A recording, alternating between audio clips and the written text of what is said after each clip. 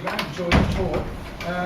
Was Melbourne really, the shape and size of Melbourne really set in the land boom days when the railways went out and the suburban lots, when you see those really old posters for land subdivision in Melbourne in the 1880s, they were big. Yeah, much of the land, we been locked in. Yeah, a lot of the subdivisions that were carried out, of course, in that 1880s boom were not really built upon much. I live in Muldown. Rail went through in 1883, the street plan went through. There's a few Victorian houses there, but predominantly it was, of course, settled in the 1920s, 30s and 40s. So yes, I think that was an absolutely decisive period in terms of and of course, once you move to that pattern of where the land was subdivided and sold into private hands, it realised the great Australian dream of property ownership. It democratised home ownership and property ownership. But of course, by locking the land up in small parcels, it actually provided an impediment to the kind of planning that could have been achieved if we'd been able to actually subdivide at a later stage and perhaps to build in the kind of support that would be needed to make it sustainable. Yeah, and I guess that's interesting. That was before the car. Yes, that's right. So it wasn't the car that created, in Melbourne's case, it wasn't the car that created the low density city. It was. No, and in fact, when the car first arrives in the period up to the Second World War, most car owners are using their cars. I mean, a large proportion of car owners would have been still using public transport, for example, to get to work. They saw the car in the first instance as a recreational vehicle, and only gradually becomes integrated into our way of life as an absolute necessity, as it is now for many families.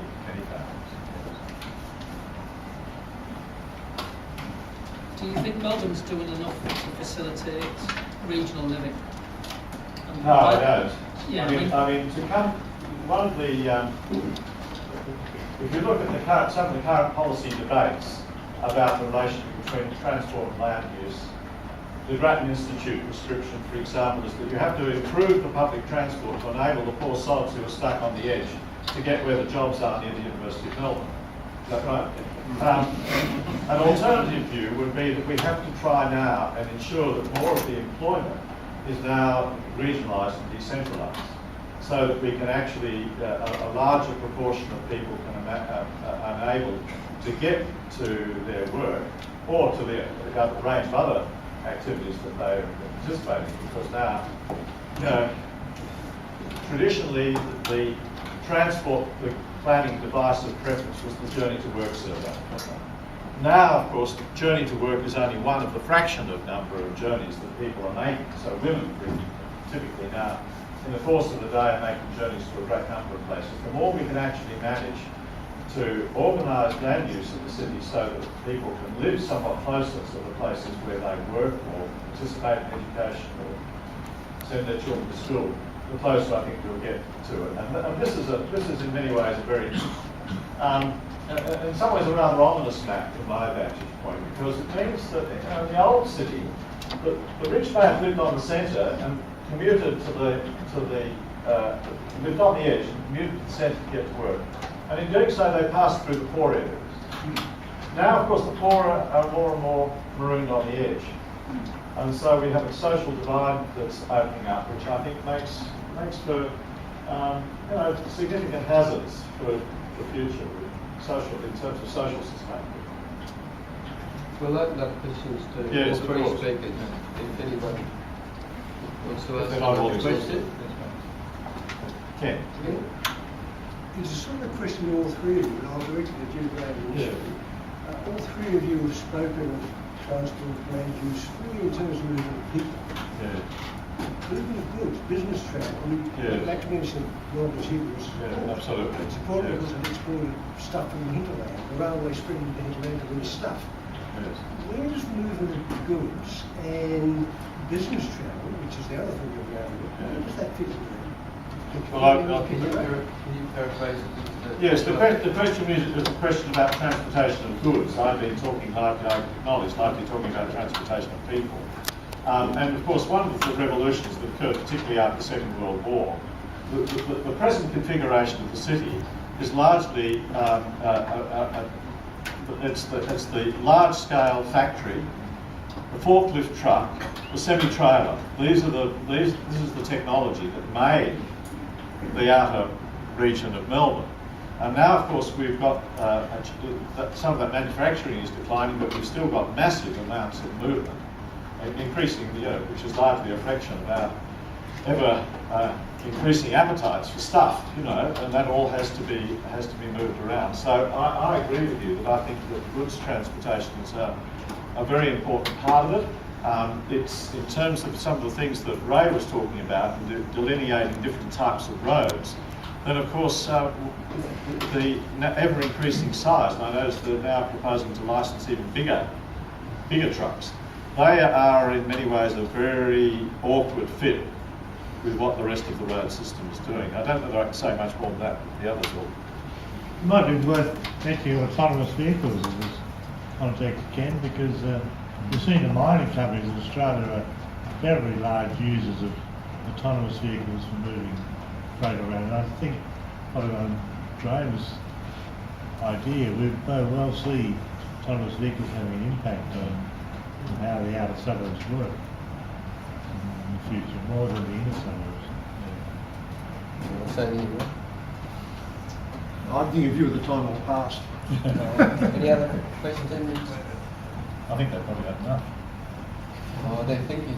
They're thinking. They're full of thought. Well, can I say something though? 1994 ATRF, I wrote a paper which actually said that the Newman and Kenworthy graph was statistical rubbish, and I got threatened with a lawsuit. It's a spurious correlation. It is, absolutely. Yeah. Spurious correlation. So please do not repeat that blessed graph. Look up my paper from 1994. The interesting thing about that is, as Melbourne's becoming more and more users of public transport, we're moving, I think, horizontally, because our form hasn't changed much, really. Right? So you get that graph simply because you're dividing A by B against B or C. So that's another story. But there is a relationship between density and travel behaviour. This isn't it. I have to make that point. Was there a question? I just wanted to thank all speakers. It's been a very interesting session, and put a couple of thoughts together that people have raised. One was the comment about a plan with no funding is not achieved, and the other was the last graph where the livability is now in the centre, where the transport options are great and there's good cycling, good pedestrian environments, and you can get around. Also, your comment about the 64 RACB conference, and I want to throw an issue out to the room really. The RACB has a lot of money, and it's money from motorists, and it's spent on holiday resorts and golf clubs. Why shouldn't it be fed back into improving the transport of all modes? Because if more people are cycling and walking, leaving a car at home, that improves the roads for motorists as well. And I did notice the last editorial in RACB Auto and Royal Auto was about improving livability in the outer suburbs. So I want to throw that idea into the mix, because there's a lot of money that could be reapplied to transport that's being diverted out of the system.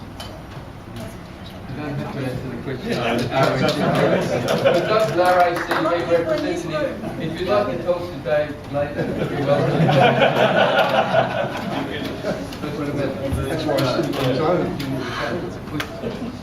Yeah, somebody mentioned it recently, and it was mentioned in passing here, that part of the trouble with Melbourne is it's really half a city or 3/4 of a city if you look at it, because that whole bottom is chopped off by the bay. And once you get south of CBD, there's city limits, which is almost in the city, and nothing south of that. So the constraint on east-west movements to the north is a continuing problem for Melbourne, and partially exacerbated by the fact that Bell Street's the only road that circulates east-west. And I'm not sure how often that gets mentioned in transport plans, but it leads to a very dense flow of traffic in the sort of middle inner city that is only going to get worse with time, it seems to me. I don't know whether Max would agree with this point, but when I was writing Car Wars, I talked to a number of transport engineers who made the point that in many ways, at least to that point, Melbourne had survived. I mean, if you go back to the '69 plan, the inference was that unless you build all those freeways, the city's going to completely seize up. Now, of course, it didn't seize up. And one of the reasons is that there was far more elasticity and capacity in the arterial road system than I think they gave credit for. And once you added suitable traffic management and lights and all the rest of it, it carried that more. The other point is that if you think we're constrained, and I agree we are, the transport system is constrained in its awful ways, it's not nearly as bad as Sydney. Sydney has a horrendous problem. Everything funnels into that peninsula with water and sand and rock that constrains it in a way that's not true of Melbourne. Can I just add to that then? I think to pick up firstly the point about land speculation has wrecked this city from the beginning until today. You have this rapid expansion of the city without control in terms of transport. And I pick up Graeme's point about you only get people working and living and commuting in their own neighbourhoods. A lot of the issues we're talking about today is diminished greatly, and so stronger neighbourhoods, stronger local focus. But many cities around the world that have got good local suburbs are wrong question, but some of those Californian cities, self-contained nice areas all around, which may be part of a bigger metropolis, but then you can live in that area and have a nice lifestyle. And I think that if no one's ever adapt, that's how it's adapt. You can walk and ride your bike for most of the things you need to do during the day. I mean, if you're interested in these questions, the ACOLA report that you kindly mentioned that I contributed to, really does, it pushes strongly in that direction towards trying to get a better alignment between employment, land use, residential patterns of transport. And that really takes us back in a way to where Max began, which is that we've never had a plan that actually succeeded in doing those things. Often the management within the state bureaucracies between road and rail has been balkanised, there have been, rival departments and so on, so it's been very hard to get the whole act together. Robert, just following on from that, isn't that notion that about living and working in the similar area just old rubbish?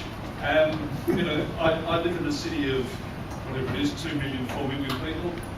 Is someone suggesting I should only have the job opportunities for that are as large as someone who lives in Bendigo? I've got to just stick within a bigger area all down to social things. Like if you live in a big city, one of the benefits is you've got all those job opportunities all over the place and social opportunities.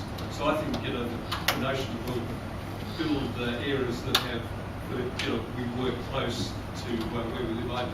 I don't think anybody's suggesting a Soviet system where you're compelled to work in a particular place. I think it's rather a matter of trying to generate patterns that will enable people to do that if they want to.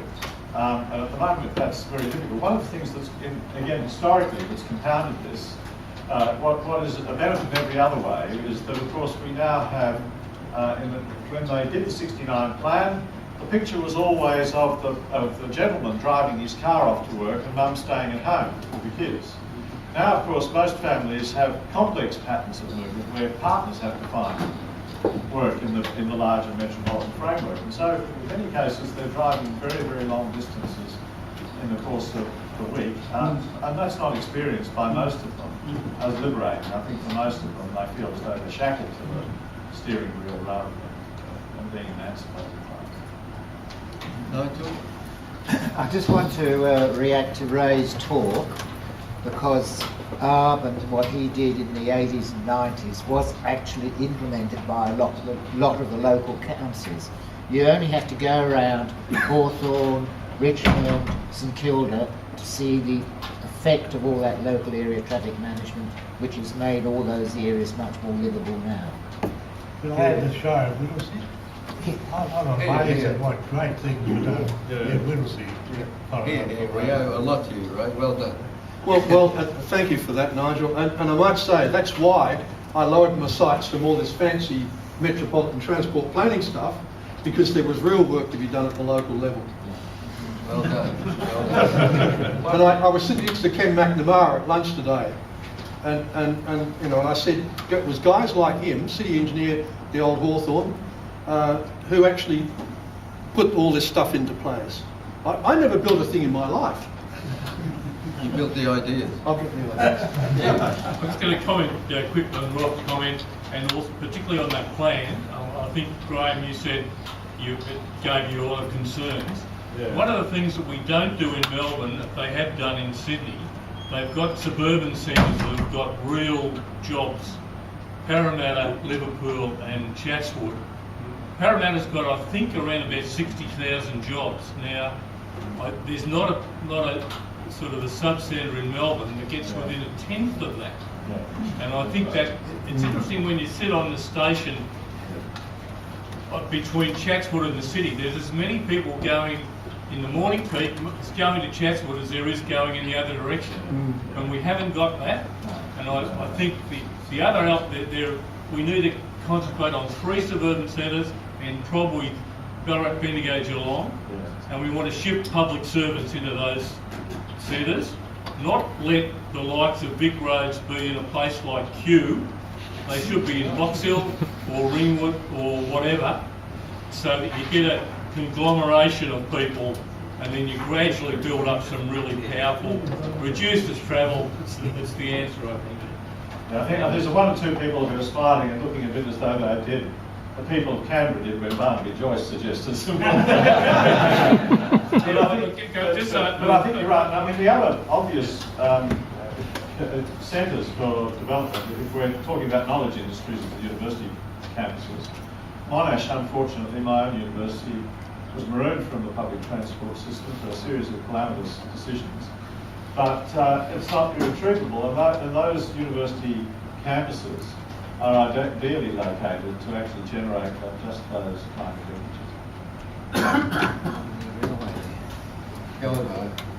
Well, love the presentations of what I interpret as a number of different modes improving as time goes on, but leaving aside a few objectives that nobody has actually addressed. And one of the things is there's no public transport that makes a profit.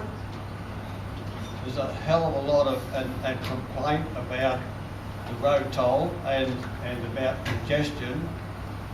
Nobody's actually complaining about trip times, although you could interpret those in the outer suburbs as saying it's taking me too long.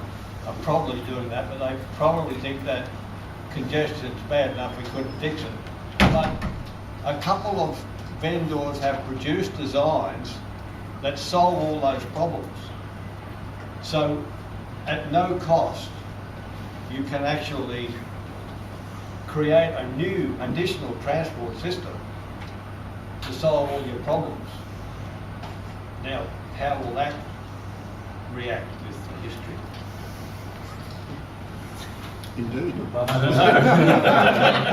I'm waiting to find out what it is. We can take that as a comment. We'll want to hang around and discuss it later. Yeah, sure. Any other final questions? Because we have run late. We had problems with technology. There's no other questions. Please, yeah, the lights are going out. Please, on the go next. Please thank the speakers once more.